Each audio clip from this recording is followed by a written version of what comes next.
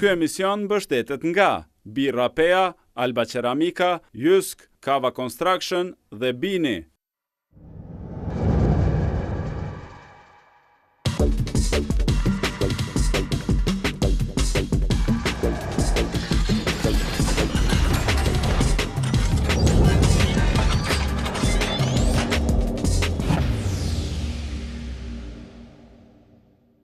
Është emisioni i parë Rubikon dhe po fillojmë sezonin jubilar të 15 me një intervistë super ekskluzive.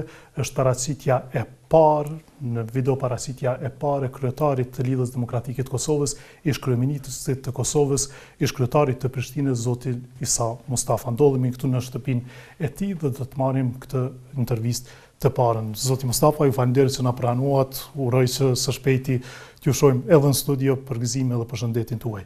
Faleminderit shumë. Unë ju uroj 15 vjetorin, ju përgëzoj për një punë të mrekullueshme që e keni bërë dhe për një kontribut rëndësishëm për Kosovën, prandaj ju uroj që të vazhdoni edhe më tutje kështu. Faleminderit shumë. Po fillojmë atë që pritet këtë javë, është thirrur një seancë e Kuvendit të Kosovës për të nxjerrë një rezolut për idenë e diskutimit të kufive të Kosovës, po quhet korrigjim, po quhet shkëmbim territorësh, cili është qëndrimi i LDK-s për këtë? Po ne kemi dhënë qëndrimin tonë publikisht disa herë. Ne kemi vlerësuar se nuk është momenti që tani të hapen këto tema.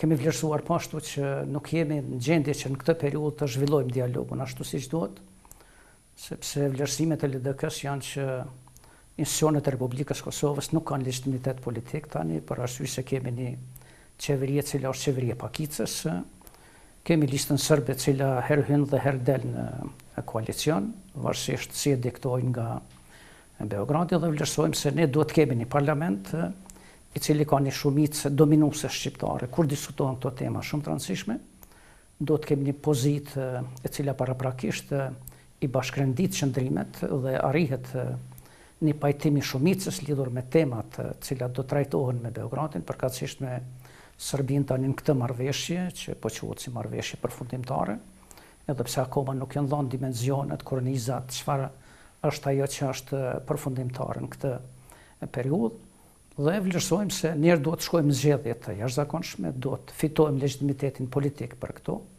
duhet të marrim përkrahje nga qytetarët për temat shumë të rëndësishme, të cilat mund të hapen në këtë moment, dhe duhet bashkarisht të hyjmë këtij procesi, sepse nuk mundet askush, as pozita veç të drejtoj këtë proces dhe as opozita veç të bëjë punën. Sa i përket themi të fjalorit, kështu të shprehem më thjesht tani, i cili po përdoret lidhur me shpjegimin asaj se çfarë po ndodh, unë mendoj se është krijuar një konfuzion shumë i madh.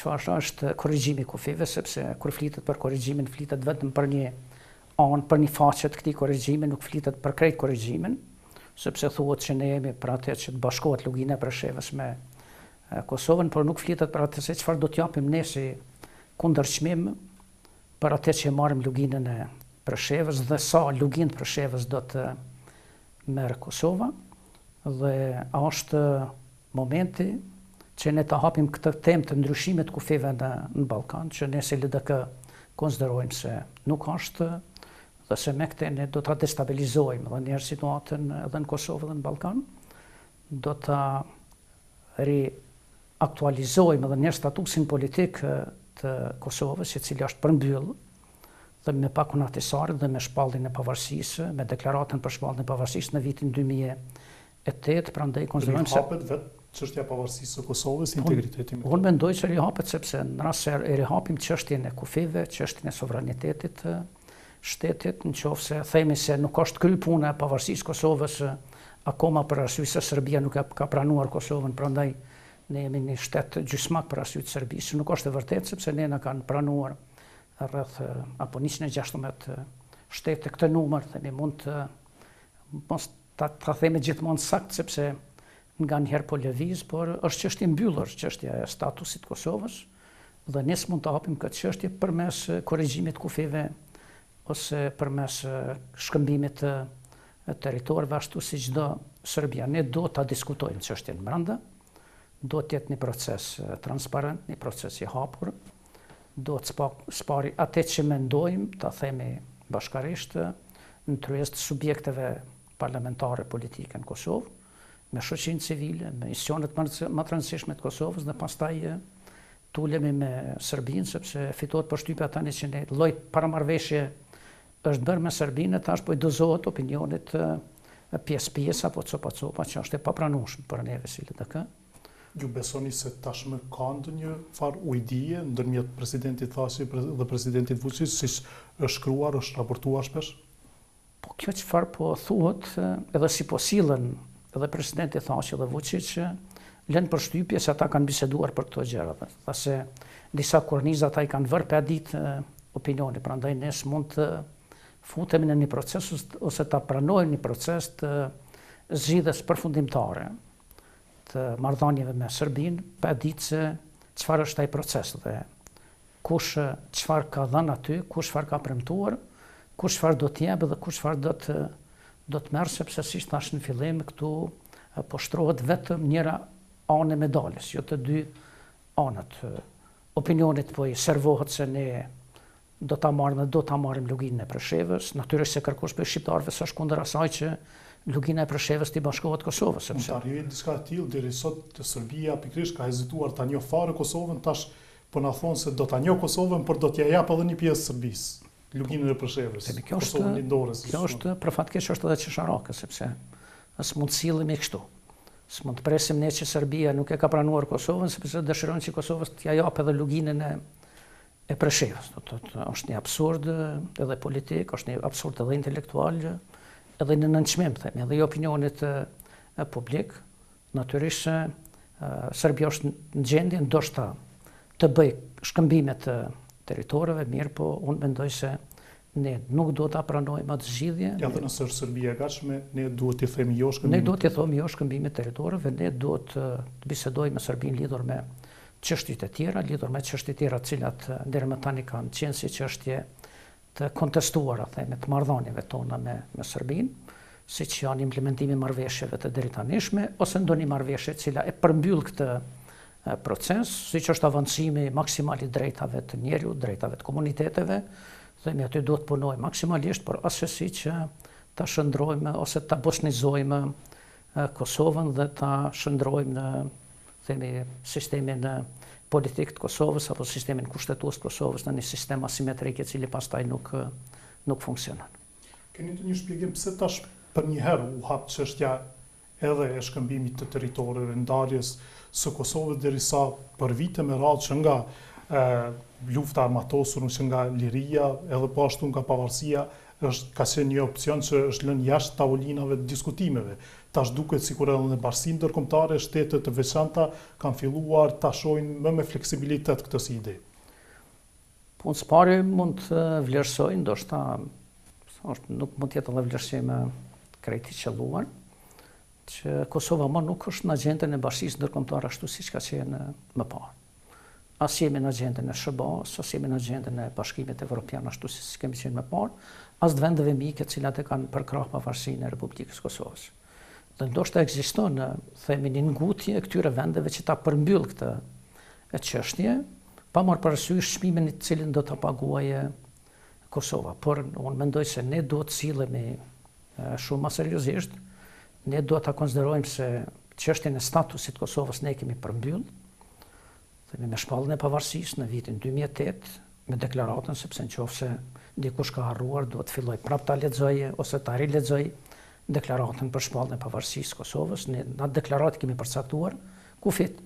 Dhe nëse ne dojmë kufi të tjerë, do të thotë ne shkelim deklaratën me cilën ne kemi shpallë pavarësinë e Republikës së Kosovës dhe zotimet që ne kemi marrë para bashkisë ndërkombëtare, se ne nuk do të kemi kurrë pretendime territoriale ndaj vendeve të tjera, por po ashtu nuk do të lejojmë që edhe të tjerë me pas pretendime territoriale ndaj Kosovës, dhe ne i kemi pranuar kufit që Kosova i ka pas me 31 dhjetor të vitit 1998, do të atëherë kur Serbia akoma s'pat arrit që të bëjnë ndryshime, themi, të këtyre ndryshime, qoftë kushtetuese, qoftë ndryshime tjera ligjore të atyre kufi, pra një kufi që ne kemi trashëguar me kushtetutën e vitit 1974, si atëherë krahinë e Jugosllavisë, mirë po edhe gjitha republikat e Jugosllavisë, kufit e tyre i kanë përcaktuar dhe i kanë pranuar mbi këto parime, do të thotë asnjëra nuk ka caktuar, s'ka ricaktuar kufi tjerë, ne do të bëshim përjashtim në ricaktimin e këtyre kufive dhe ne pastaj do ta kontestonim edhe fituarin tonë që kemi pas në gjykatën ndërkombëtare drejtësisë, sepse atje ne kemi dëshmuar se ne s'kemi ndryshuar kufi, sepse ne e kemi shpall pavarësi në suazat kufive që kemi pas si themi pjesë konstituive ish Federatës Jugoslave, prandaj janë disa parime për cilat ne duhet kemi kujdes. Tani unë nuk shoh asnjë arsye që të ketë nguti. Themi ngutia nganjëherë shpjegohet me atë se mandati i Komisionit Evropian është deri në prillin apo majin e vitit tashmë dhe ne duhet madje thotë se deri në fund vitit do të deri në fund vitit është mirë që këtë çështje ta përmbyllim derisa zonja Mogherini është në mandatin e saj, se themi tani Serbisë ngutet për arsye të kritereve të cilat duhet i plotësoj për antarësim në Bashkimin Evropian. Mirë, po unë mendoj që çështjen tonë ne nuk duhet ta lidhim me asnjë mandat, as me mandat individual dhe as me mandatet të institucioneve të BE, sepse ne duhet kemi besim në BE, qoftë se dëshirojmë që të bëhemi pjesë e BE-s. Besim edhe në ata që nesër do të jenë komisioner, do të jenë antar të qeverisë themi të Bashkimit Evropian ose të Komisionit Evropian, dhe me ta të zgjidhim këto probleme, do të kemi besim po ashtu edhe në Kongresin, Senatin Amerikan dhe institucionet e Shteteve të Bashkuara të Amerikës, cilat na kanë qëndruar afër, dhe nuk duhet ngutemi që mbi bazën e deklaratave individuale ose mbi bazën e asaj që dikush thotë se ne do të pranojmë çdo marrëveshje që e bën Serbia me Kosovën, ose Kosova me Serbinë si marrëveshje përfundimtare, sepse ne mund të ngutemi në një marrëveshje, por ajo mund të na lë pasoja afatgjatë. Unë konsideroj që quani vetëm një deklaratën e këshilltarit të presidentit Trump, John Bolton, i cili deklaroi se çka do që merren vesh palët mund të ishte e pranueshme për SBA-n. Është izoluar? Ai ishte deklaratë, mirë, po ne gjitha themi zotimet të Shteteve të Bashkuara të Amerikës, edhe të Kongresit, Senatit, të administratës, deri më tani kemi pas që do të thotë çështja e Kosovës në pikpamjen e kufive, në pikpamjen e sovranitetit, në pikpamjen e shëtësisë, është çështje e përfunduar, ndërkaq që për çështjet të cilat kanë mbetur akoma të hapura me Serbinë duhet të vazhdoj dialogun në mënyrë që ato çështje të zgjidhen përmes dialogut. Edhe ne si LDK kemi përkrah dialogun, e përkrahim dialogun, por jo një dialog i cili në mënyrë kështu substanciale ndryshon pozicionin tonë si shtet, ose vjen pyetje gjithë atë që ne e kemi arritë deri më tani si shtetësi të Kosovës. Pra, lidhja demokratike e Kosovës absolutisht përjashton çfarë do lloj mbështetje për ndonjë korrigjim kufive ose shkëmbim territor. Ne nuk jemi për atë. Ne nuk jemi dhe nuk do ta përkrahim asnjë veprim të tillë.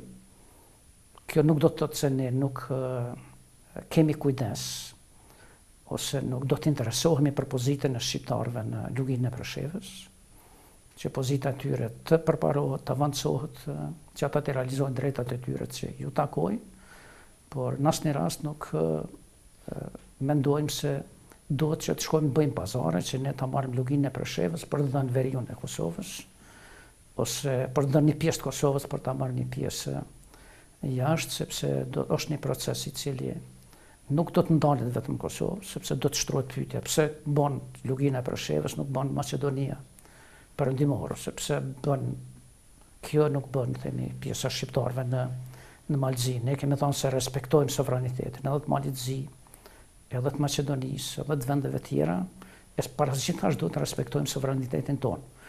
Prandaj edhe aty ku filluam iniciativa jonë, së bashku me opozitën edhe me vetëvendosjen edhe me Partinë Socialdemokrate, që të kërkojmë nga kuvendi që t'ja ndaloj çdo kujt që të diskutoj ose të shtroj si temë të dialogut çështjen e korrigjimit të kufive, lind nga kjo sepse ne konsiderojmë që është një hap shumë i rrezikshëm, është një hap i cili nuk është arsyetuar dhe nuk është diskutuar këtu kur, edhe unë kam qenë kryeministër, mirë, po kur në tavolinën time nuk është rru çështja e korrigjimit të kufive ose ndryshimit të kufive. Ne jo dini kemi pas probleme demarkacionin e Malit në Zi, pastaj është bërë një deklaratë dy presidentëve se nëse është bërë gabim, ato gabimet do të korrigjohen gjatë procesit të demarkimit. Mundi gjatë tillë ma ka thonë edhe kryeministri i Malit Zi Marković në fund të vitit 2016, më ka thonë do të bëjmë asnjë problem që nëse ju konsideroni ose vlerësoni gjatë procesit demarkimit të keni ndonjë nevojë që ju të zhvendoseni në një pjesë territorit tonë, ne do të lejojmë, por po ashtu do të kërkojmë. Kishte thënë këtë. Po ashtu do të kërkojmë që ne pastaj ta marrim pjesën sepse ne do të kërkojmë që tërësia territoriale e Kosovës dhe Malitzit mos ndryshojë. Ne mund të bëjmë ndryshime në territor, por në tërësinë territoriale, kilometrat katrore që keni ju si territor të Kosovës duhet të jenë ato që i njohim ne, edhe kilometrat që ne do t'i kemi janë ato që njihni edhe ju dhe bashkia ndërkombëtare. Do të thotë një gjë e tillë ka mos të ofruar mua atëherë, por unë s'kam pas asnjë arsye që ne ta shtyjmë dhe të bëjmë korrigjim të kufirit me Malin e Zi, sepse kufiri ka qenë një vend aty ku ka qenë edhe përpara, ashtu ra sepse u votua dhe kjo ma.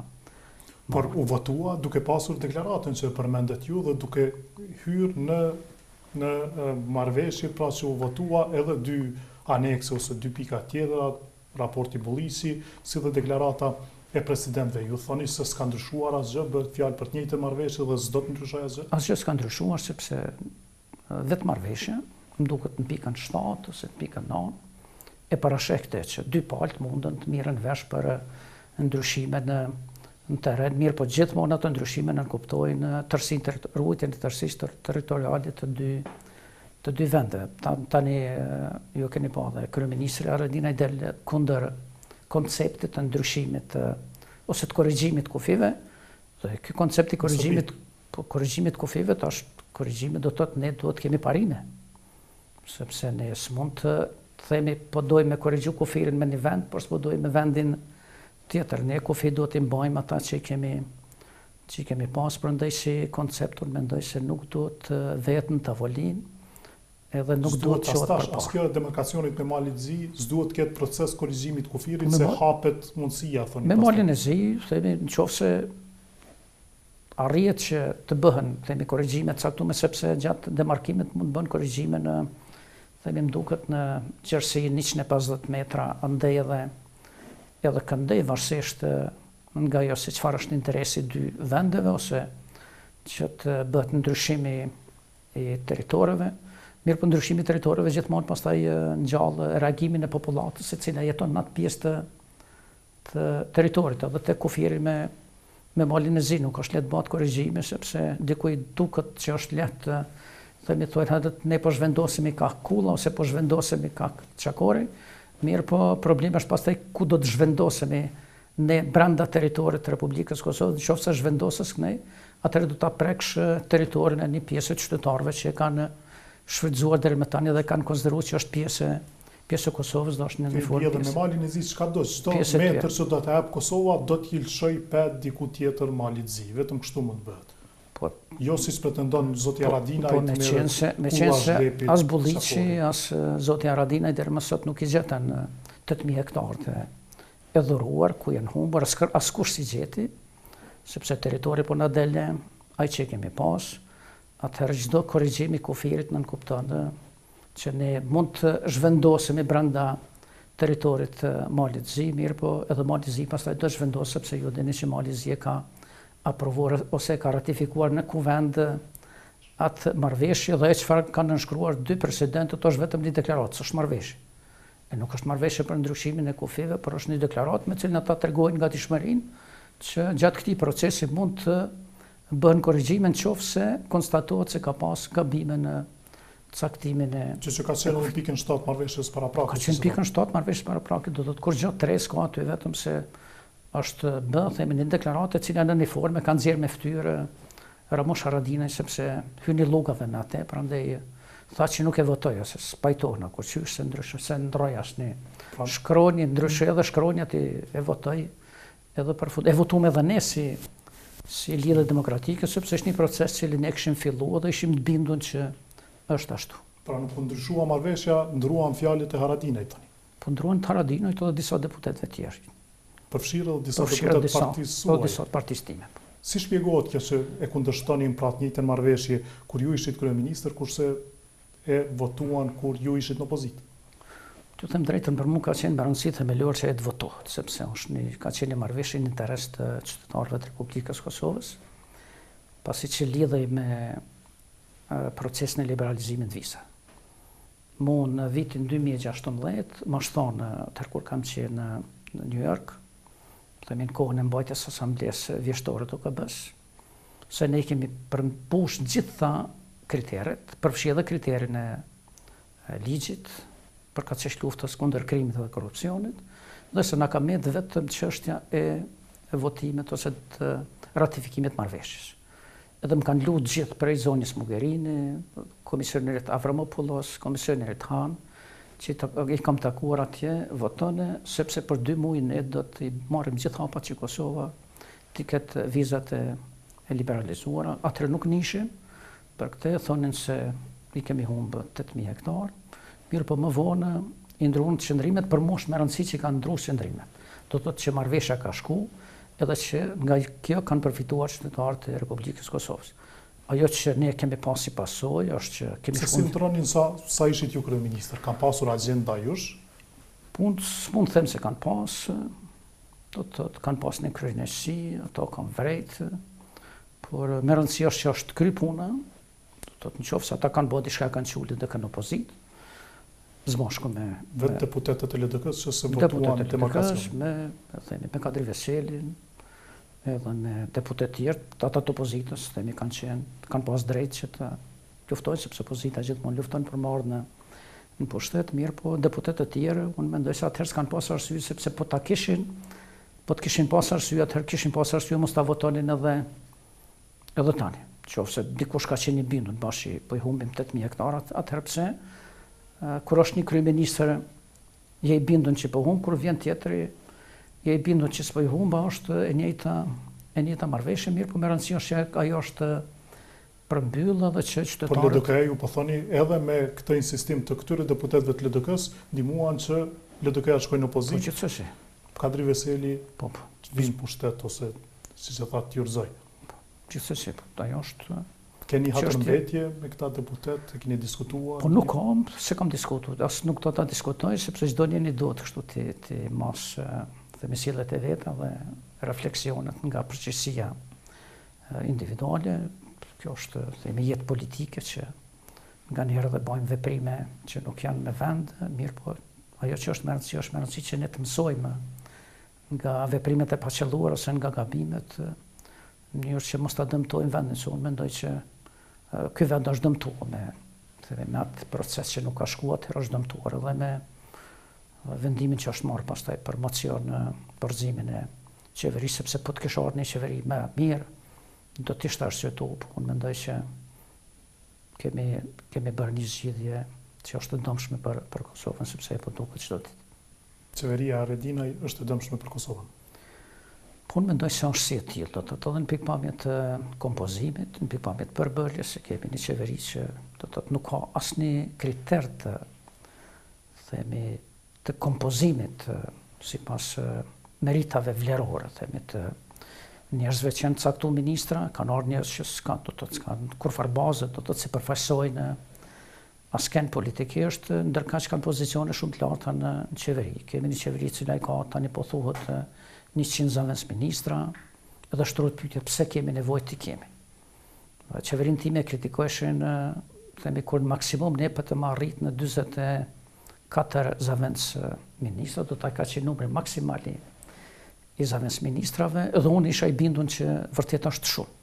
Mirë po, kur e bën marrëveshjen për koalicion, pastaj gjithmonë lën hapësirë që themi edhe LDK-ja të kërkoj në pozicion, edhe PDK-ja të kërkoj, edhe partitë minoritare të kërkojnë, por aty e mbajsha unë e komajt, themi Ministrinë e Tregtisë dhe Industrisë pas zëvendës ministër të LDK-s, vetëm të mundu që mos me eshtu edhe një, dhe kemi pas për 2 vjet e gjys vakant vendin e zëvendës ministrit, i cili na ka takuar neve dhe nuk e kam plotësu.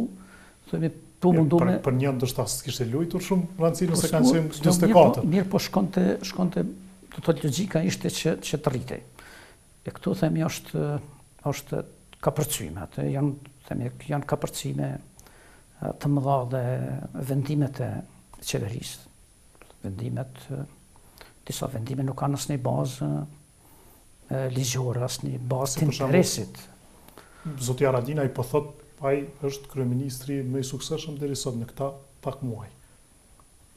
Po bën një vit. Po ndryshe, unë mendoj se ndryshe nuk do të pritet që thotë edhe zoti Haradinaj, sepse nëse se lavdon veten atëherë është problem ta lavdojnë edhe tjerët. Mirë, po unë s'po shoh asnjë, themi, sukses të saj. Krimin dhe korrupsionin e kemi në ngritje. Është duke u ngritur. Është duke u ngritur, është problem. Kemi ministra për fat keq, themi janë të implikuar edhe që ndaj cilëve ushtrohen procedura gjyqësore, kanë akt akuza, në qeverinë time nuk kemi lejuar që asnjëri me akt akuzë të kryejë punën e ministrit. Në vërtet ata janë tërheqë vetë, ne kemi pas një rast të ministrit që është tërheqë vetë, kemi pas 2 raste të zëvendës ministrave që në moment që zoti Agani, do të moment që në hap procedurat janë tërheqë vetë. Nuk kemi lejuar që kemi kërkuar që edhe shërbysit civil ndaj cilëve janë ngritur akt akuza të suspendohen përderisa të mos përmbyllet procesi i akt akuza. Është e drejta, s'është e drejtë, kjo është punë tjetër, sepse njerëzit nuk mund të shpallet fajtor përderisa gjykata mos ta shpallë atë.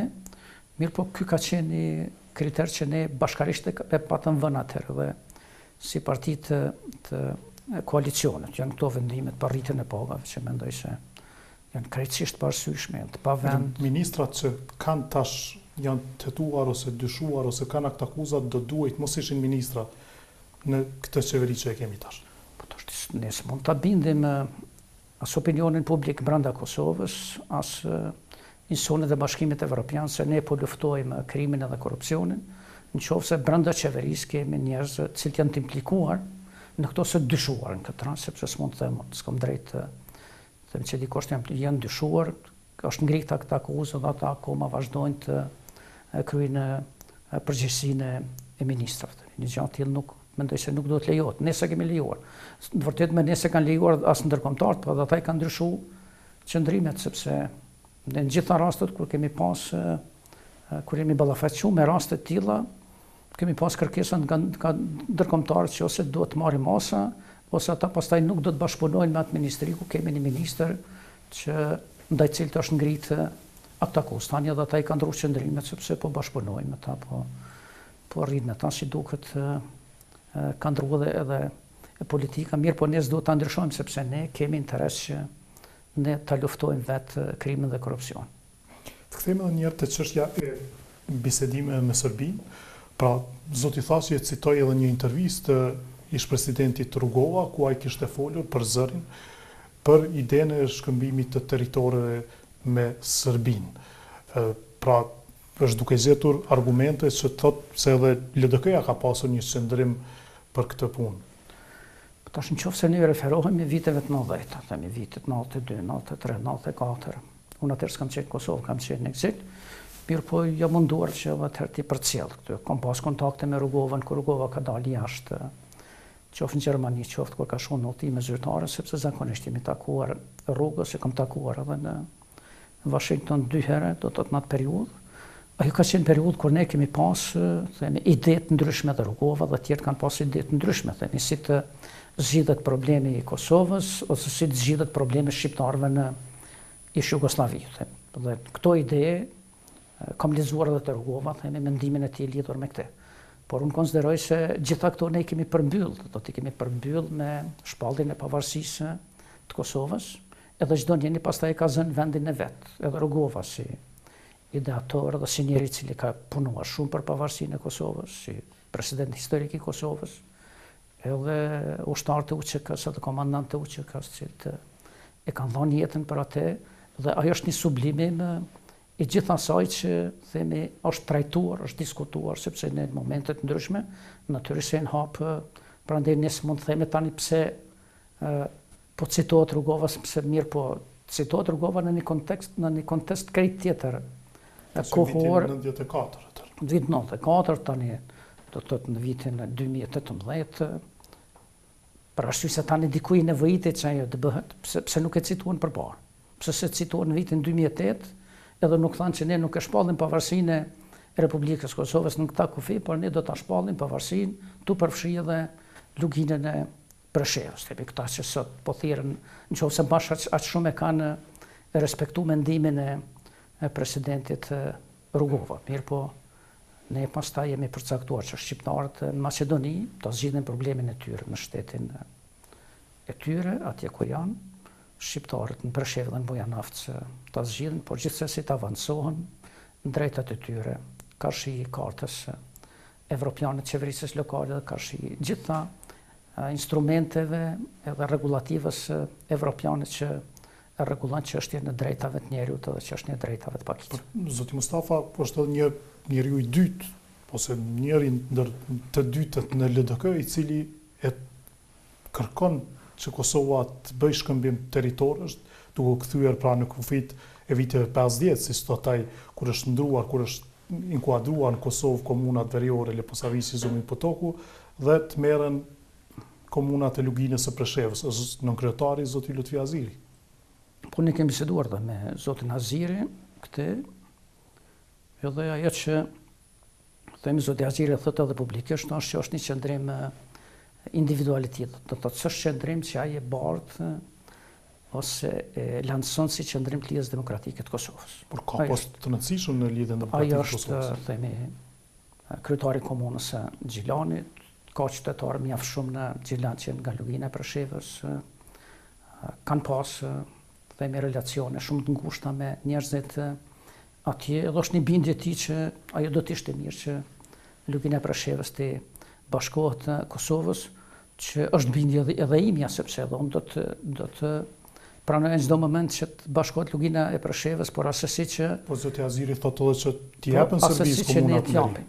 E tash sa i përket themi kufive të viteve 50-56, unë atë që di, do të që kam lexuar, është se Kosovës që bashkangjit një territor, themi tek Leposaviqi në vitin 1958, do të thotë në mallësi prej 198 ose rreth 200 kilometra katror, atëherë me vendim të organeve të Federatës Jugoslave, do të neve në është bashkangjit, edhe pra që është zgjeruar territori i Kosovës, themi për rreth 200 kilometra katror, themi në pjesën e Kopaonikut, me fshatra dhe me një pjesë të Leposaviqit. Dhe ne nuk kemi dhënë asgjë për marrjen e atij territori, por territori i Kosovës është zgjenuar pra, do të thotë ne s'kemi pas territor tjetër. Ndërkaq nëse lexohet historia e luginës së Preshevës, ne do të shohim se disa fshatra, themi cilat kanë qenë përpara që kanë qenë suazat komunës Zhilanit, ma vonë themi në vitin pas vitit 45, Serbia i ka shpallë si fshatrat të vetat, themi në 2 radhë, do të thotë është një numër i fshatrave që kanë kaluar pastaj në territorin e Serbisë nga Kosova, por jo si kompenzimi i kësaj çfarë ne kemi marrë në themi aty në 200 kilometrave katror që kemi marrë në tek pjesa e Leposaviqit, dhe ne s'kemi pas në asnjë rast këmbime të territorëve, ka pas vendime arbitrare që cilat atëherë ka marrë Serbia, sepse ne në atë kohë kemi qenë krahinë autonome, në statusin e krahinës autonome kemi prej vitit 74, ne kemi qenë do të thotë një krahinë, ose ndryshe siç e kanë quajtur serbisht një oblast, do të thotë nuk një rajon i caktuar pa identitet, themi, të pushtetit qeverisës ose të pushtetit autonom. Këtë identitet ne kemi marrë në vitin 74 e këndej, kështu që unë... Pra ka gabim, zoti Aziri, kur i referohet si shkëmbim që ka ndodhur atëherë dhe ju nuk pajtoni edhe sot se duhet ndodhë. Po ta shumë po flas për atë që themi unë e kam lexuar lidhur me kufit e Kosovës, sepse unë s'e marr me këtë temë derisa nuk ka filluar problematizohet çështja e kufive me Malin e Zi. Do të moment që është problematizuar, është sepse unë kam besuar që komisioni për caktimin e në vërtet për shënimin e vjes kufitare, bën punën e vet, ata janë njerëz profesional, dhe unë asnjë rast kam thirr komisionin te unë edhe më thon bën e këtë. Prandaj edhe që marr me atë çështje mirë për ku hap çështje e kufive, pastaj edhe unë kam marr literaturë, libra, kam shfrytzuar çdo burim që ta shoh se do të thotë si janë përcaktuar dhe ku janë kufit e Kosovës, dhe ne në një formë kemi pranuar kufit tonë, ata kufit që praktikisht kanë qenë kufit pas vitit 74, sepse atër është përcaktuar që kufit e Kosovës i përbëjnë kufit aktual të komunave të Kosovës. Do të thotë, ai territori i komunave që ka qenë në mënyrë kështu sublime ose sintetike ka bërë për pastaj territorin e Kosovës. Me zotin Aziri mbetet vetëm mendim tij, nuk përfaqëson në asnjë mënyrë LDK. Zoti Aziri në këtë aspekt do të thotë nuk është qëndrimi LDK-s, është qëndrimi zotit Aziri dhe ne e dëmton kjo unitetin në parti duke pasur një person me kaq pushtet brenda LDK-s që ka mendim për një çështje kaq madhore.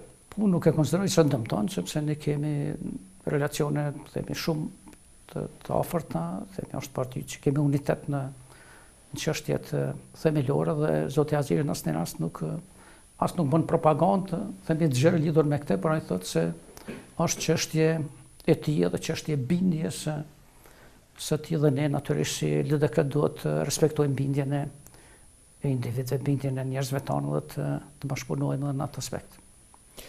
Edhe një çështje për këtë, pra zoti Thaçi duke folur për opozitarizmin që po bën LDK-ja, që po bën lëvizja vetëvendosje, PSD-ja, tha nëse dikush dëshiron të shpall luftë Serbisë, udhëroni Albin Kurti, Isa Mustafa, hajrin ja pafshin.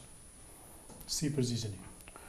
Po mendoj se Thaçi ka një zor sepse nuk është fare racional kur e thot këtë. Unë pres që presidenti i vendit duhet të jetë shumë racional në themi edhe në vlerësimet edhe në adresimet e tij. Serbisë i shpall luftaj që dëshiron t'ja marrë një pjesë të territorit Serbisë. As unë as Albin Kurtis po themi që ne do t'ja marrim Serbisë një pjesë të territorit. Mirë, po ne po thojmë se as nuk do t'i marrim, as do t'i japim. Nëse dikush ka hyrë në pazar që t'jap një pjesë territorit Serbisë, është çështje e tij, nuk është çështja e imi, as çështje tanos po vehem si avokati zotit Kurti mirë pas të Albin Kurtit. Ne po themi se ne do ta zgjidhim problemin me Serbinë në kufit që ne kemi shpallë pavarësinë. Ata kufi janë kufi të cilët janë përcaktuar sipas rregullave që kanë vlerë edhe për gjitha republikat e ish Jugosllavisë. Do të thotë rregulla që janë zbatuar për formimin e shteteve në territorin e ish Jugosllavisë. Prandaj në këtë rast ne s'kemi probleme me Serbinë, sepse ne se kemi asnjë informatë që asnjë po i shpallim luftë Serbisë, as Serbia po na shpall neve. Nëse dikush i ka shkuar në vesh që nëse ne s'japim ndonjë pjesë territorit Serbisë, ata pastaj do të na shpallin luftë neve ose do të aneksojnë ndonjë pjesë territorit, atë do të del publikisht do të thotë që unë kam këtë informatë, por jo që as Isa Mustafa, as Albin Kurti, sepse ne jemi për atë që të kemi relacione të mira me fëmijët edhe me Serbinë, që të jetojmë paqë, të jetojmë në fëmijësi të mirë, të krijojmë prosperitet në marrëdhëniet tona. Çka nëse Thaçi vazhdon me negociatat me Serbinë dhe pranon një marrëveshje që të përfshijë edhe korrigjimin e territorit? Po të them se s'pari Thaçi nuk ka mandat që ta bëjë këtë. Sepse Thaçi si president i vendit do ta ketë nominimin nga Kuvendi i Republikës Kosovës. Do të merë një pajtueshmëri të 2/3 të deputetëve të Republikës Kosovës, në mënyrë që ai të ketë edhe një kompetencë shtesë, jashtë asaj që ka kompetenca kushtetuese. Me kushtetutë, në asnjë rast presidenti i vendit nuk është i autorizuar që të merr veprime për ndryshimin e kufive të Kosovës. Presidenti i vendit ka obligim kushtetues që të mbrojë integritetin dhe sovranitetin e vendit. Jo që të jap deklarata edhe të ka dalë se unë tash po punoj me ndryshu, me korrigju kufit e Kosovës, sepse ajo është shkelje kushtetutës. Por nëse Kuvendi i Republikës Kosovës do ta mandatonte zotin Thaçi që ai të bisedoj për këto çështje edhe për çështje tjera, ose të përfaqësojë Republikën e Kosovës në negociata, atëherë atë punë mund ta bëjë edhe LDK-ja, nuk do të ishte kundër asaj. Ne natyrisht nuk do ta votojmë kurrë zotin Thaçi që ai ta ketë edhe një kompetencë shtesë jashtë asaj që ka me kushtetutë, por nëse i siguron vota të tjera është punë pastaj punë demokracisë. A ndjeni përgjegjës që edhe me votat LDK zoti Thaçi u bë president dhe tash po flasim për disa hapa që ai mund t'i bëjë që mund ta dëmtojnë Kosovën?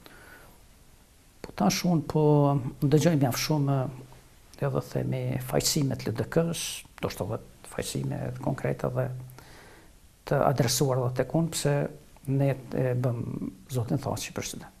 Ky vend një president duhet ta ketë. Tash ne me kushtetut ja kemi lidh kam të veti deri në atë nivel që asnjë subjekt politik nuk ka arrin që të ketë shumicën në Kuvendin e Republikës së Kosovës. As LDK-ja, as PDK-ja dhe asnjë subjekt tjetër politik. Ne deshtëm apo s'deshtëm do të detyrohemi të bashkëpunojmë me një parti ose me dy parti, në mënyrë që ta bëjmë një koalicion qeverisës dhe në atë koalicion qeverisës domosdoshmërisht ne do të merremi vesh për ndarjen e përgjegjësive ose pozicione. Në koalicionin që ne kemi pas me PDK-n, ne e marr vesh sepse ne kemi dëshiruar që ne ta drejtojmë qeverinë, ne ta qeverisim vendin që LDK-ja ta merr qeverisën e vendit, ndërkaq pastaj ka qenë pajtoshmëria jonë që PDK-ja ta ketë presidentin dhe ta ketë kryetarin e kuvendit. PDK-ja e ka votuar kryeministrin e LDK-s, është votuar edhe kryetari i kuvendit, dhe pashtu sipas kësaj marrëveshje ne kemi konsideruar se është çështje principiale që ne t'i përmbajmë marrëveshjes dhe ta votojmë edhe presidentin si pjesë e një marrëveshje të koalicionit të qeverisë, sepse ne kemi qenë bindur që për neve është më rëndësi që ne ta drejtojmë qeverinë e vendit edhe të qeverisë. Prandaj kjo ka qenë arsyeja dhe unë tash nuk shoh asgjë të keqe në atë.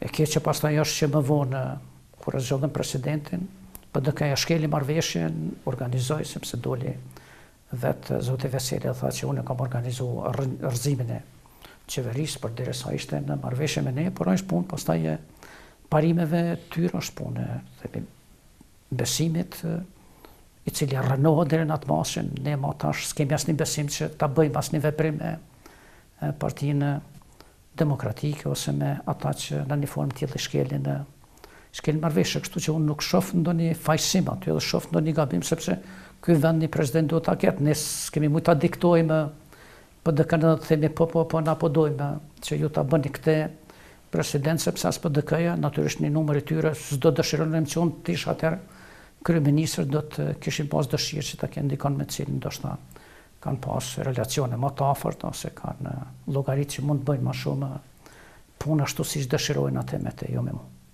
Mirë, do të bëjmë një shkputje, do kthehemi me çështjet tjera në pjesën e dytë. Mos u largoni, do kthehemi shpejt.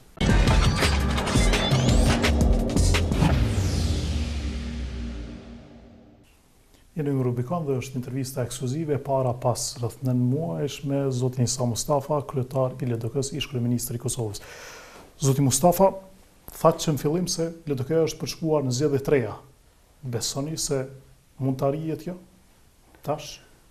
Po unë besoj se nuk ka asnjë arsye që Kosova dhe matutjet qeveriset me një qeveri të pakicës, ose tash lexova dje ose para 2 ditësh që lista serbe ka thënë që ne do të kthehemi në qeveri, por në fakt lista serbe nuk e ka lëshuar qeverinë, edhe pse janë deklaruar që nuk do të jenë në sozat koalicionit.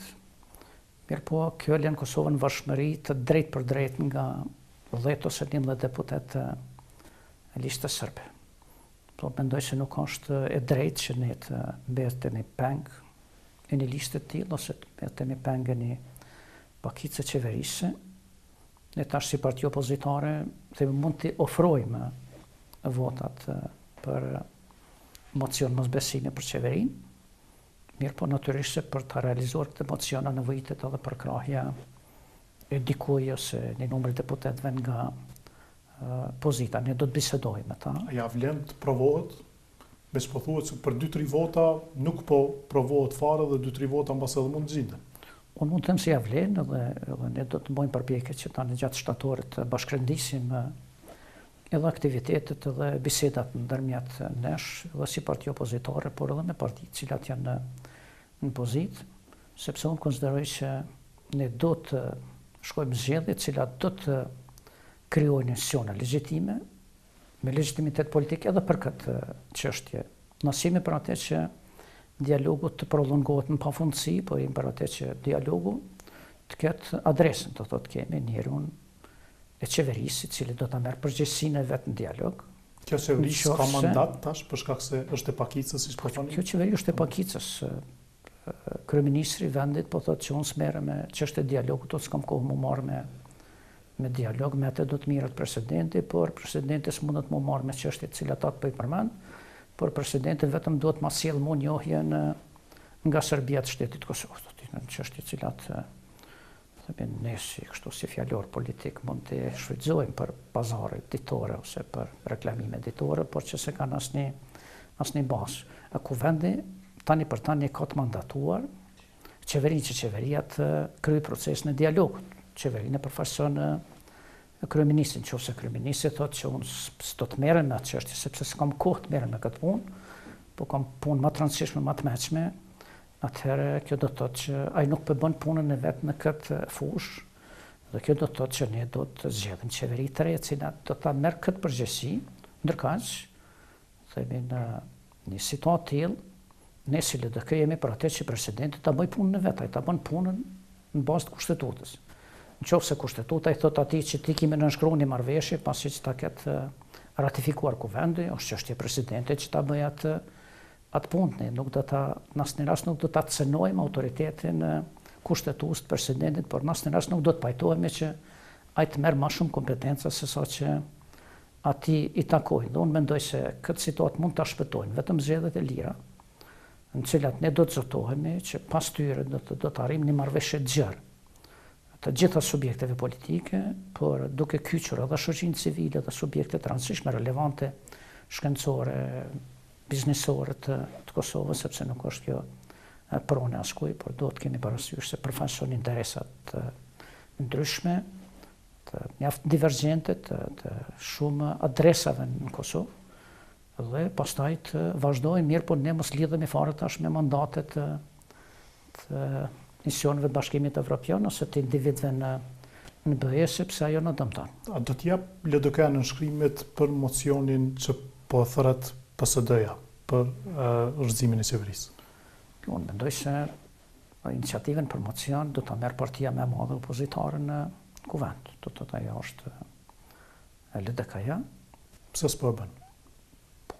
Ne jemi tash, jemi edhe në këto aktivitete, jemi edhe në biseda, po ne do dalim publikisht në moment kur e bëjmë, themi punë dhe kur arrim që të kemi besimin që ne do të arrim edhe sukses në atë, do të bisedojmë edhe me subjekte, që tash më parë që janë në kuvend, do thotë në pozitë, sepse unë mendoj që nuk është në interes të Kosovës që Kosova të qeveriset në këtë formë. Do të qofse qeverisim në këtë formë Kosovën, pastaj ai që nesër i fiton zgjedhjet vjen qeveria, s'ka me çka me qeverisë, sepse ne do ta kemi një shtet në cilin totalisht do të cënohet ose do të rënohet stabiliteti makroekonomik, kështu si ka filluar. Do të rënohet stabiliteti buxhetor, sepse s'ka shtet që mund të përballojë që të ketë 60.000 veteranë dhe t'ju jap atyre ndihma pensione mujore, nuk ka shtet i cili do të mund të përballojë situatën kur sektori publik do t'i ketë 2 herë 3 herë rrogat më të mëdha ose pagat më të mëdha se sa sektori privat, sepse atëherë do të ketë konkurrencë dhe ne atëherë do ta dëmtojmë krejtësisht sektorin privat, sepse do t'ikin kuadrat nga sektori privat për të kërkuar vend sektorin publik, do të kemë probleme me çmime, do të kemë probleme me konkurrencë. Po thoni që nëse vazhdon mandatin e plot, kjo qeveri do të sjell Kosovën para bankrotit? Unë mendoj që unë jam i bindur që po, kështu si është filluar, do të thotë që mos ketë asnjë konsiderat për paranë publike edhe për buxhetin, por vetëm të ndahet mjete pa asnjë kriter, unë mendoj se po. Rasti i tillë është edhe vendimi për 54 milion për Bektelengën. Nëse kemi pas kur borx ato pare. Po ju lën ju. Po thonë se ky është zotim që është dashur, pra është për shkak të neglizhencës nga qeveria juaj. Asnjë neglizhencë nuk ka pas qeverinë time. Ne kemi trajtuar këto probleme me Bektelengën, ne kemi trajtuar këto probleme me ambasadën amerikane. Unë i kam trajtuar personalisht këto probleme me zyrën ligjore të qeverisë, me këshilltar të mi juridik, edhe gjithë më kanë thonë që ne nuk kemi drejt, jo 54 milion, para 14 milion e gjysëm, sa u përmendën që t'ja paguajnë Bektelengës. Kush u ka thënë? Pas ka du, do të ka thonë zyra ligjore. Pra s'ka edhe ato 14 milionet që kanë pretenduar Bektelenka nuk do t'ja kishit dhënë dhe nuk kanë pasur drejt t'i kërkojnë. As ato s'do t'ja kishim dhënë deri në 20 janar të këtij viti. Do të derisa të përfundoj afati i kontratës dhe të hyjmë në afatin e penaltive. Do të deri në atë moment ne kemi thënë që ne do t'i paguajmë juve për aq sa mund të sigurojmë mjete. Është buxheti dhe me rishqime buxhetore, themi të tetorit dhe rishqime që në banë kuvend ne gjithmonë kemi ndërhyrë diku me 20, 30, 50 milion shtesë për Bektelenken, dhe ne i kemi pyet ata sa jeni në gjendje në qoftë se ne marrim kredi, jeni në gjendje ju tani me i kry këto punë, ata kanë thonë jo, sepse ne kemi planifikuar dhe kapacitetet tona janë vetëm për këto punë që ne i kemi kontraktuar, që neve s'na janë përmend kur 54 milion. Por ju kanë kërkuar ato 14 milion? Ato 14, po, të rreth 15 milion kanë thonë që do t'i kërkojnë që ato të paguhen, themi si një kompenzim i vonesave, por ne ju kemi thonë që ato për atë do të marrin vendim në momentin kur s'ka dhënë afatin në mënyrë që do të kërfutemi në afatin e penaltive, atëherë ne sepse... Pra s'ka filluar afati penaltive atë botë ende, se afati penaltive do të ka filluar, do të fillonte me 20 janar të këtij viti, në vitin 2018. Ne në vitin 2017 do të se kemi pas mendjen të paguajmë asnjë cent për këto, sepse s'kemi pas drejt që ne ta paragjykojmë mos aftësinë tonë për t'i paguar Bektelenkës.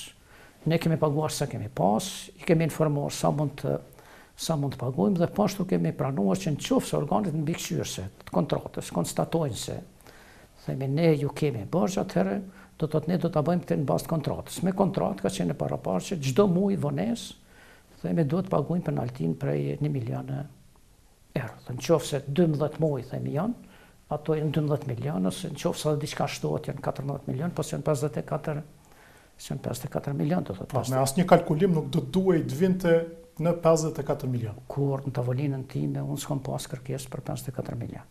Kërkesa vetme që ka qenë tavolinën time ka qenë për këta për rreth 14 milion e gjysmë. Dhe për të do të fillonin penaltit vetëm fillim të këtij viti në janar. Vetëm fillim të këtij viti dhe atë jo me vendim qeverisë, por me vendim të grupit ndërministror i cili ka nënshkruar kontratën. Sepse kontratën me Bektelenkën nuk e ka nënshkruar qeveria e Republikës Kosovës. Kontratën nuk ka nënshkruar atëherë zoti Thaçi si kryeministër. Themi kur ka qenë qeveria ndërheqje, sepse kontrata është bërë në periudhën kur qeveria ka qenë ndërheqje, jo themi në mandatin aktual qeverisë, mirë po akoma ka qeverisë atëherë Thaçi, do të Thaçi unë s'kam pa kur kontratë që është nënshkruar nga Thaçi si kryeministër, ose cila është aprovuar në qeveri, për kontrata është nënshkruar nga grupi ndërministror atëherë, dhe unë ju kam thënë që edhe për aneksin, nuk do të vendos qeveria, por do të vendos subjekti i cili ka nënshkruar kontratë, sepse s'mundet kontratën ta nënshkruaj grupi ndërministror, ndërkaq aneksin e kontratës ta bëj qeveria. Për arsye se pastaj ne do të hapim mundësi të ankesave në arbitrazh edhe të kontestimit të autoritetit të nënshkrimit të kontratës. Në këto që po thoni zoti Mustafa, a i bie kjo se qëllimisht janë bërë shkelje, janë gjetur hapësira vetëm për të përfituar dikush miliona? Po tash mund të them atë mirë, po unë po them tash, po them që është bërë me nguti dhe është bërë pa vlerësimet nevojshme. Mund të ketë edhe, themi edhe, prapavi tjetër, por ne borxh ato parë nuk i kemi pas.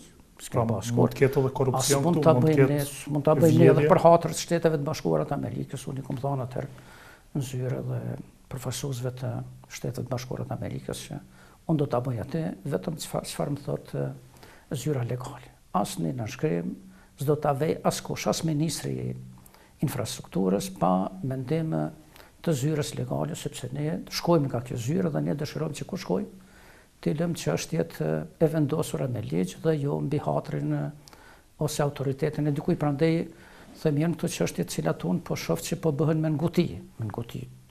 Pra kot janë dhënë 50 ose po japen 54 milion. 54 milion ne borxh. A duhet hetuar këtë çështje organet e drejtësisë? Unë mendoj se duhet domosdoshmërisht duhet hetuar dhe domosdoshmërisht duhet qeveria ta rishqyrtojë edhe një herë këtë vendim të saj, nuk duhet paguar ose këto para. Ose vendi edhe të mos paguhen parat cilat që kemi borxh.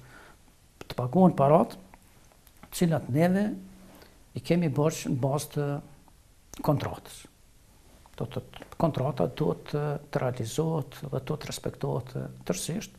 Vonesa ka pas, parasysh është lidhë një kontrate, cila nuk ka pas parasysh kapacitetin buxhetor të Kosovës, dhe ne jemi munduar pastaj që gjithmonë ta menaxhojmë atë mbi bazën e kapacitetit buxhetor, sa mund të mbledhim, sa mund të japim. I kemi dëmtuar mjaft shumë komunat edhe objekte tjera të infrastrukturës, sepse është dashur që pjesën ndërmuese ta orientojmë tek autostrada. Relacionet kanë qenë të mira, do të ne s'kemi pas asnjë demarsh ose kundërshtim të Bektollenkës, ne kemi thonë mirë, është organizata që e bën mbikëqyrje, në cilën e vlerëson këtu, dhe mbi atë bazë do të thotë momentin kur ne futemi në procesin e penaltive, ne do të paguajmë penaltit ashtu siç kontrata i parasheh.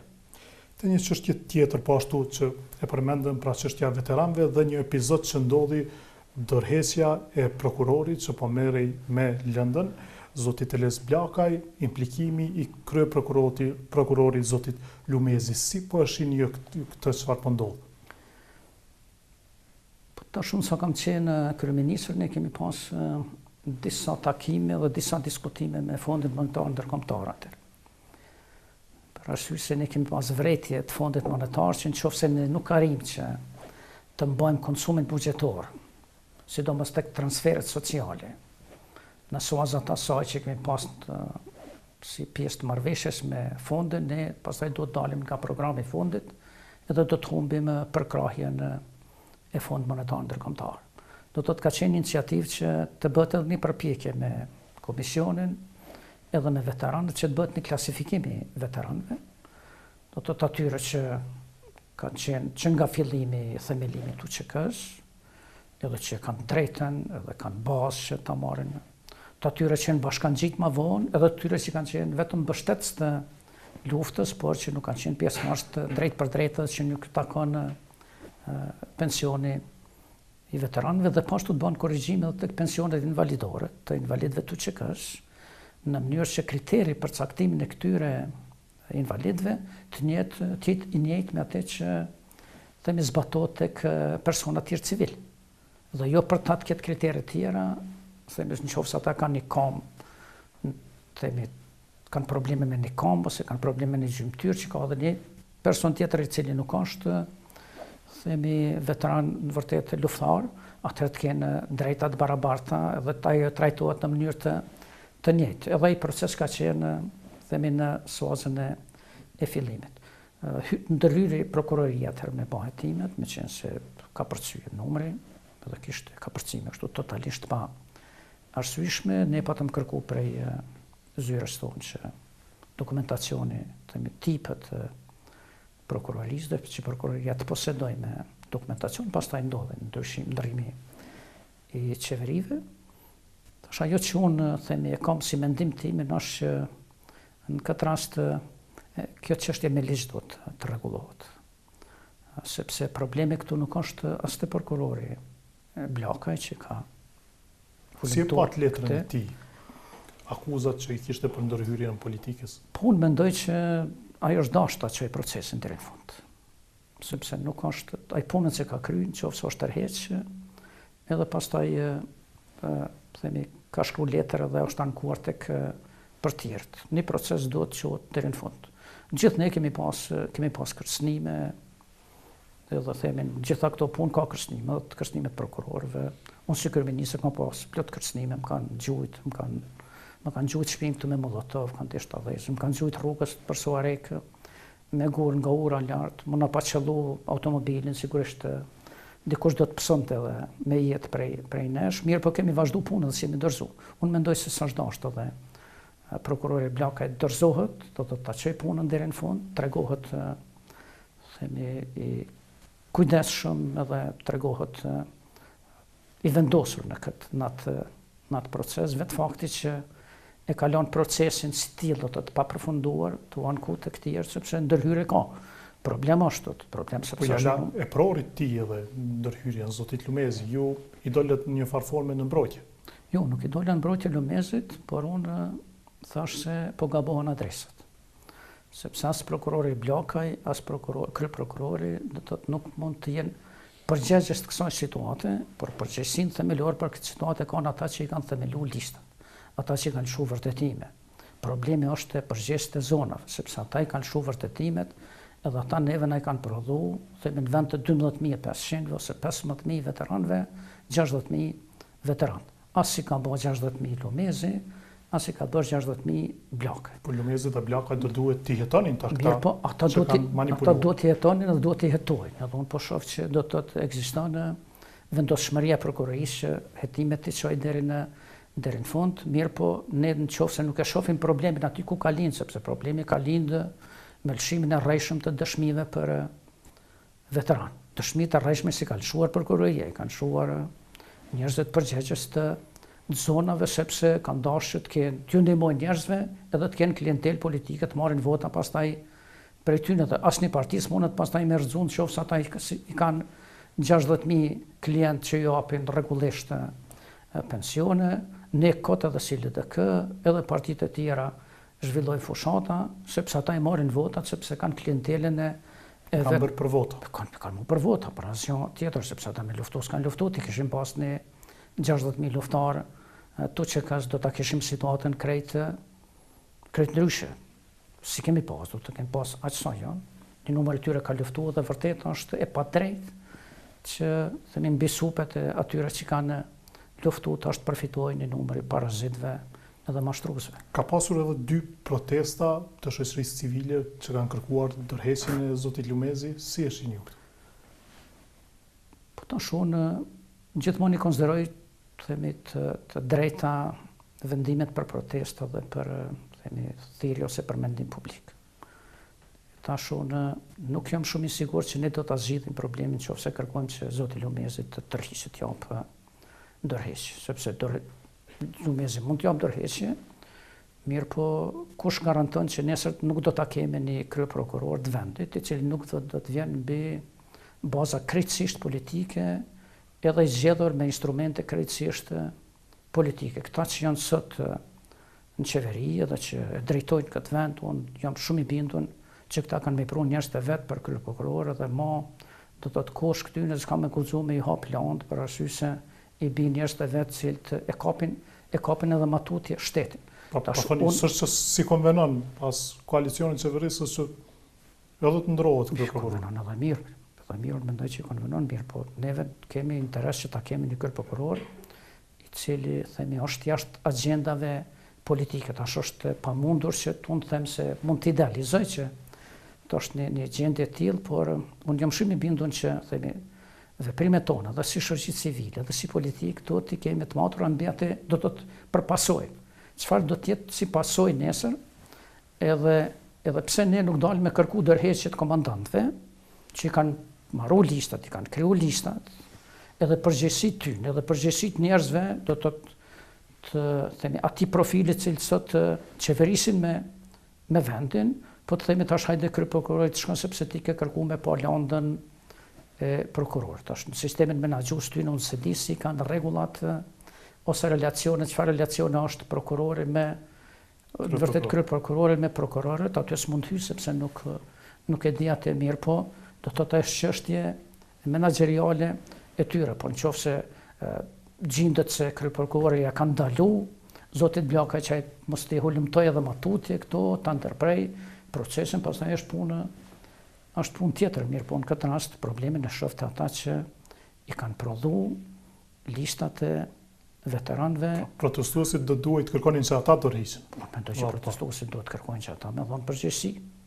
S'është për moshtë e parësyeshme është ashtu procedurë, ne po kërkojmë tash sqarimin nga kryeministri, çka ka desh kryeministri me thonë. Pse s'po guxoj me i thonë kryeministrit që edhe ti duhet me dhënë ndërheqje për këtë situatë, por po guxoj me i thonë prokurorit që ti duhet me dhënë ndërheqje. Unë mendoj që këtu duhet jemi të hapun, ta kemi guximin qytetar, të kërkojmë përgjegjësi atje në ato adresa ku është përgjegjësia. Ne në disa zona kemi kapërcime të mëdha të numrit atyre që vetë këta komandanti kanë deklaruar pas lufte, themi që kanë qenë luftarë ose kanë qenë në UÇK edhe ma vonë, që ose na kemi pas tash në zonën e Dugazhinit 6.000 luftarë, pse të banë 15.000 ose 16.000 njerëz që marrin veteranës, nëse kemi pas në zonën e Drenicës, themi një numër caktuar, pse të ka përcjell, ose në zonën e Llapit, pse të ka përcjell, ose në zonën, themi këto zona tjera të qendrore të Kosovës, por unë të mos ta zgjas me këtë, unë edhe atër kam qenë i bindur, edhe sot jam i bindur që këtë çështje prokuroria duhet ta hetoj, që drejtësia duhet t'japë, themi, verdiktin e vet, por drejtësia nuk mund ta zgjidhë këtë problem. As prokuroria, as gjyqësia. Këtë problem duhet ta zgjidhë politika. Kjo është problem politik i Kosovës. Ata do t'japin përgjegjësi ata që kanë marrë këta numra. Edhe kjo duhet ndërpritet mirë, po duhet kuvendi dalë edhe ta ndrojë ligjin për veteranët, të përcaktojë kritere tjera. Ta anulohet gjithçka deri tash? Po, kështu s'bën. Është domosdoshme, sepse prokuroria s'u zgjedh këtë problem. Prokuroria nëse merret me 20.000 raste në përgjyqje, do të thotë 20.000 raste në përgjyqje do të shkojnë me vite të tëra që trajtohen me ankesa në shkallën e parë, në shkallën e dytë, në apele, më u kthy prapë, do të thotë është një çështje e cila deri atë shpenzohen shumë para. Shpenzohen shumë para, do të thotë nuk është problem i cili zgjidhet ashtu, edhe ne s'mund t'ia lëm tash këtë barr gjyqësisë dhe barr prokurorit.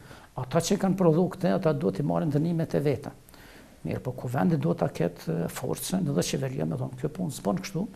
Ne do dalim, do ta marrim listën kur është bërë demobilimi, themi, pas lufte, sa luftari ka pas Kosova, aty në ndashin, jo me ia dhon pagën në vërtet pensionin mbi bazën e pagës minimale, po me i dhon pensione që ata i meritojnë, sa invalid të luftës i kemi, do të thotë që invalid vërtet, t'i marrin, sa familje, themi edhe familjet ndihmojnë, po mos ndihmojnë ata që nuk e meritojnë, sepse me këtë ne po deformojmë edhe ambientin politik, edhe për rrezikojmë qëndrueshmërinë buxhetore. Ne vetë ky çmim ka na shku tash për tash një 90 milion vjet, në qoftë se paga minimale rritet nga 170 në 200, atëherë duhet ta shumëzojmë 200 euro me 60.000 për 12 muaj, dhe tash urimi komrin do të na marrin mbi 110 apo 120 milion në vit na shkojnë vetëm për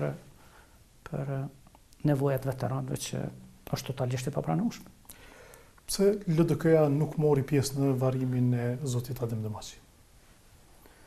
Po ta them në mënyrë më të sinqertë që nuk e di. Nuk e di, sepse për mua ka qenë e habitshme që nuk i kom pa njerëz të LDK-s në varrim. Ka qenë e habitshme sepse do të thotë nuk ka pas asnjë arsye që ata të mos marrin pjesë në varrim. Atje kam pa zonën Domoshi ka qenë, që mund të kesh qenë edhe tjetër kush mirë, po asnjë do të thotë qëndrim i LDK-s që s'do të shkohet në varrim të Adem Demaçit, s'ka pas. Unë kam bashkëpunu me Ademin, me bacën Adem, atëherë shkëlqyeshëm, na kritikoj ka pak, e marrshëm edhe si një lloj kështu lëdhatimi politik atë, sepse nga njerë është mirë, njëri i vjetër që ka përvojë shumë edhe me të kritiku, do të thotë nuk, edhe Ademi ka qenë si tillë, do të thotë. Edhe ne jemi pajtu gjithmonë me filozofinë e tij. Po edhe të tjerët i ka kritikuar. Gjithë i ka kritikuar, kështu që ne s'mund të themi që s'kemi marrë, se na ka kritikuar.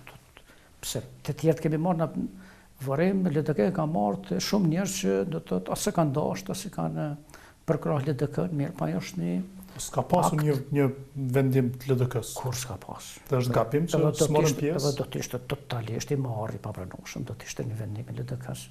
Por unë po të kisha mujt, kështu si të them të shkojnë në kom të mia, por akoma s'po mundem me kështu lëviz kështu të krejtësisht mirë të pavarur, unë do të isha pranë varrit të Demaçit ditën që është varros, sepse ka qenë njëri i cili e ka merituar që të përcillet me ndërimet më të mëdha në varrimin e tij.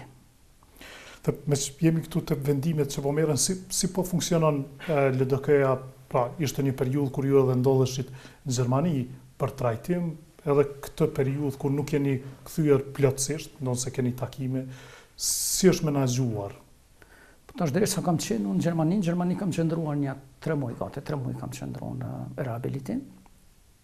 Unë kam pas kontakt atje me nënkryetarët e LDK-s, me shefin e grupit parlamentar, kanë ardhur atje, kanë vizituar, kam biseduar me ta.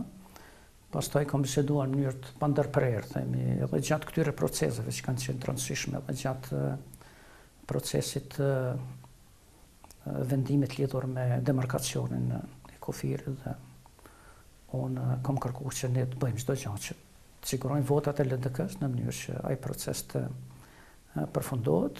Do të kam qenë në lidhje me ta, mas jam kthy prap i kam takuar, themi, edhe në kryetarët e LDK-s, sekretarin, në shefin e grupit parlamentar, në kryetarin e kuvendit, kam takuar kryetarët e komunave, i kam takuar kryesinë e LDK-s, i kam takuar kryetarët e degëve të LDK-s. Mund të them tash publikisht se kam thënë mirë, po unë ju kam thënë edhe bashkëpunëtorëve të mi që unë në këtë periudhë nuk jam gjendje që të dalë dhe ta kryej plotësisht funksionin e kryetarit të LDK-s, sepse s'mund të lëvizja akoma në terren. Të jem në përdek, të jem në kontaktet përditshme me kryesinë me ta. Në këtë rast ne do të mendojmë për LDK-n, jo për Isa Mustafën, si kryetar i LDK-s. Dhe nëse ne mendojmë për LDK-n, si LDK-s tash i nevojitet për këto procese që të futet edhe në zgjedhje të reja, unë do të pranojsha çdo zgjidhje do të cilën LDK-ja e konsideron që është më e mira, to pas parasysh ne do të gjithmonë të mendojmë për interesin e LDK-s, edhe interesin e këtij vendi që të shërbej LDK-ja. Pra, ua keni ofruar më njerë që të tërhiseni, që kam ofruar një dorëheqje ose të mbahet procesi zgjedhor. Nëse është vlerësimi i tyre që edhe kjo të ndodh, do të nuk kam pa gatishmëri, sepse njerëzit kanë thonë që ne do të shkojmë kështu deri në zgjedhjet e reja, do të zgjedhjet i mojmë në fatin, që që ata do të vazhdojnë që të kemi kontakt dhe të bashkërendisim gjithmonë gjitha vendimet e rëndësishme për LDK-n edhe kontakte që do të kemi, edhe ne kemi vazhduar në këtë formë tash me kapërcimin e kohëve, kështu edhe rehabilitimi shëndetësor, po ma mundson që themi të jemi në kontakte më të shpeshta me ta, mirë, po ne do të bëjmë përpjekje maksimale që mos të kemi atë asnjë rast themi ngecje në aktivitetin e LDK-s ose mos koordinim në marrjen e vendimeve. Ka qenë izoluar kjo me varimin e demasit, apo nuk është se e keni marrë shumë? Do të them drejtën, nuk e kam marrë sepse u s'kam menuar që shkojnë, nuk kam menduar që si gjithë tjerë njerëzit shkojnë, sepse te varimi nuk ka kur nevojë me thonë hajde shkojna në varim, mirë, por do të tash një kështu ndjenje përgjegjësisë personale, por edhe përgjegjësisë edhe partijake dhe politike që të jemi atje, dhe këtë se kemi përcjellë tonë, mandej kur ishte varimi, i pash disa komente në televizion edhe u habita tash çfarë ndodhe me këtë. Por mund t'ju them se kur s'ka pas shëndrim edhe LDK në asnjë rast ka do të arsye. Tash ne kemi pas njerëz në LDK, edhe kemi edhe matutje që spajtohen as me mua, as me tjerë, tash do të thotë që pse ky ka folë ashtu, ky ka thonë ashtu, por ne do ta zhvillojmë, themi, ndjenjen politike dhe përgjegjësinë tonë politike, edhe kulturën politike dhe demokratike që ne kemi vetëm përfitime nëse kemi një diversitet të mendimeve të ndryshme, marrim atë që na pëlqen, se marrim atë që s'na pëlqen, mirë, por në asnjë rast ne s'kemi arsye që të themi të kemi një sjellje të tillë. Qoftë ndaj ademit edhe të tjerëve, do të shkojnë ata të tjerë që pa ndërprerë nesër, ose unë do të shkojnë në varrim tyne, do të respektoj figurën e tyre, pa marrë parasysh çfarë sulme kam pas, ose kemi pas ne si LDK, sepse ne do të respektohemi parazitash si njerëz, dhe pastaj e dyta vjen, themi, në një formë klasifikimi ose përcaktimi politik. Ka pasur përfolje të ndryshme se kush është duke udhëhequr sot LDK-n, mund të themi se ju e udhëheqni LDK-n, s'ka dikush ndonjë figurë, ndonjë grupacion që udhëheq.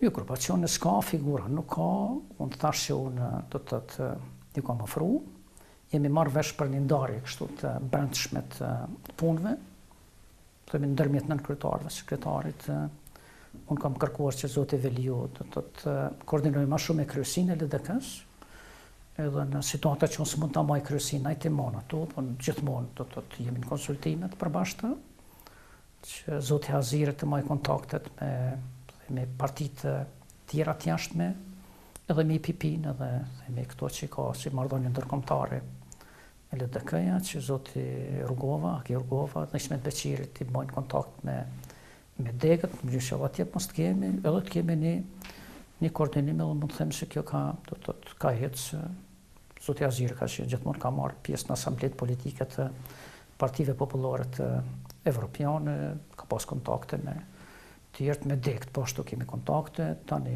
unë do të filloj të maj gjatë shtatorit prap takime me degët, zbashku me në kryetarët dhe me sekretarën, dhe nuk kemi, tash unë kam lexuar lloj deklarata, por ajo që unë themi e kam si të mos themi detyrë, po e ndjej një falënderim edhe të bashkëpunëtorëve të mi që ata në një shumë dinjitoze kanë pranuar themi edhe këtë problem, sepse çdo njeri mund të ketë probleme shëndetësore. As unë s'ko mendu që unë për një ditë themi do të metem kështu pa kamë dhe pa dur, edhe nuk do të mund shafare të lëvizë, sepse çdo gjë tjetër ka mujt me prit, po se kam prit edhe këtë, edhe që pastaj do ta dëmtoj edhe veten, edhe familjen, edhe partinë, por është një çështje cilën jetë do të është një sfidë jetësore, që secili njeri mund të ballafaqohet, por është më rëndësi pastaj si sillen tjerë.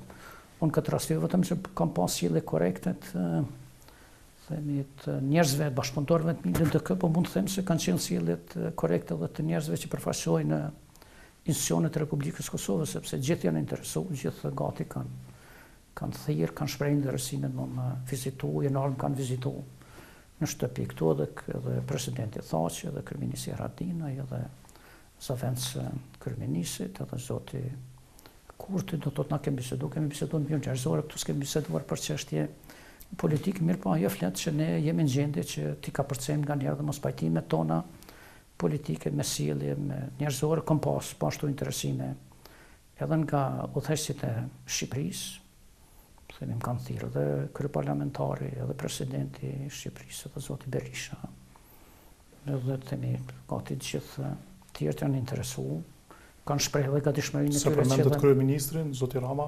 Zoti Rama, jo, zoti Rama nuk ju ka thirrë fare. Unë i thash ata që më kanë. Unë nxjerra atë që s'ju ka thirrë. Që më kanë, këto gjithmonë edhe kanë thirrë, themi kanë shprehë gatishmërinë e tyre që nëse duhet me ndihmu dhe me ndihmu, kështu që jam do të i kënaqur me themi me një kështu sjellje njerëzore. Si kryetari i LDK-s do të rini deri në fund mandatit, të paraparë sipas statutit të LDK-s.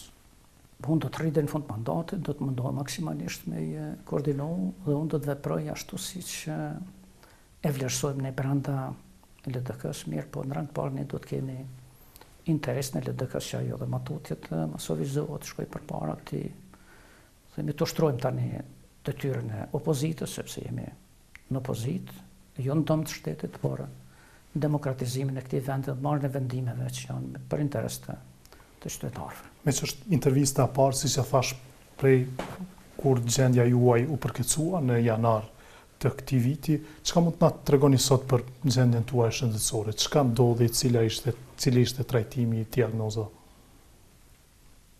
Tash unë në paprit mos u ballafaqova diku me 7 janar me plagështim të sistemit të muskulaturës. Me 8 kam shkuar jam shtruar në spitalin amerikan. Dhe pastaj kam pas vështirësi në lëvizje dhe durave dhe të këmbëve, të gjymtyrëve, se si duket ishte një sindrom edhe ajo që themi unë e konsideroj si fitore të shëndetësisë kosovare, është se ata arritën shumë shpejt, do të thotë që ditën e nesërme ta japin diagnozën e drejtë, do të thotë për një sindrom themi të infektimit të sistemit periferik nervor, që themi në gjuhën shëndetësore është Julian Barren sindrom, do të thotë janë 2 studiosë francezë që kanë zbuluar këtë dikun edhe kanë përpunuar në vitin, se kam lexuar më vonë në 1916. Nuk dihen themi pasojë, në vërtet prejardhja, do të thotë se çfarë ka shkaktuar këtë. Mirë, po problemi ishte që do të thotë ajo po vazhdonte të themi kështu dëmtoj sistemin muskulator, në qoftë se nuk mund trajtohet shpejt, tash unë edhe me ndihmën edhe djemve edhe të miqve, arritëm të sigurojmë banat me kohë, themi, sepse duhet merre një dozë prej 5 ditësh të infuzionit të imunoglobinës që nuk ishte këtu në Kosovë dhe duhet të sigurohej shpejt, edhe ajo siguru. Dhe me atë praktikisht u përmbyll kjo faza, themi, e shëndetësore. Dhe u dash të shkoj në Gjermani themi në pjesën e rehabilitimit. Atje kam qëndruar një gati 3 muaj. Ajo që më ka ndihmuar në Gjermani është se ata themi në mënyrë shumë të saktë kanë vërtetuar gjendjen shëndetësore, kanë dhënë vlerësime se muskulatura mund të kthehet krejt sepse nuk është humba asgjë, mirë po se kërkohet një periudhë më gjatë kohore dhe lypset rehabilitim përmes ushtrimeve. Dhe asnjë trajtim tjetër, për që jam këty do të thonë kam pas ushtrimet kësaj të fizioterapisë, kam çdo ditë në mënyrë që të rikthehet, sepse rikthimi ishte pastaj shumë më i ngadalshëm. Themi njëri po humbte muskulaturën krejtësisht për 4-8 orë, mirë po pastaj po kërkonte kohë shumë e gjatë e rikthimit saj, por ajo është që themi unë e vlerësoj është se procesi po ecë, po shkon përpara, por natyrisht unë do të dëshiroja që të shkon më shpejt se sa që po shkon, por me rëndësi është që po shihni përmirësimin dhe me rëndësi është që do të ka përmirësime në gjitha fushat, edhe që do të përmbyllet edhe kjo sfidë. Thatë se shkaktarët nuk dihen, ka pasur spekulime të ndryshme, keni ndonjë dyshim? Po nuk kam tash spekulime, të them drejtën nuk jam nuk jam bazuar në këto spekulime, unë kam ndjek udhëzimet që i kanë dhënë mjekët, edhe këtu në Kosovë dhe jashtë për shembull sa kam qenë në Gjermani, kam pas një përkrahje shumë të madhe të një mjeku tonë që është atje në Gjermani, të zotit Alit Krasniqi, që është shefi një klinike në Pforzheim, i cili e ka shfrytzuar rastin gati çdo javë tjetë me mutun për krah, dhe me të konsultohet me mjekët tjerë. Kam pas edhe për krahin e mjekëve, këtu tash kam themi një asistencë të vazhdueshme. Dhe unë mendoj që këto do të me ka përcyt, tash me si ka ndodhur, çfarë ka ndodhur, unë nuk kam argumente që të them se ka ndodhur në këtë formë. Kam lexuar, mirë po nuk kam gjetur as në themi në teorinë e kësaj sëmundje dhëna të sakta se të cilët janë shkaktarët dhe do të thotë çfarë shkakton këtë. Tash sëmundja si sëmundje, unë mund të them se ka qenë një periudhë të shkurt kohore, por rehabilitimi është një çështje e cila po zgjatë mjaft shumë. Uroj që sa më shpejt, merrni gjitha përgjegjësi dhe t'ju pres edhe në Rubikon në studio, shumë shpejt. Faleminderit shumë. Kisha kënaqësi. Faleminderit shumë. Faleminderit. Gjithë të mirat. Faleminderit shumë.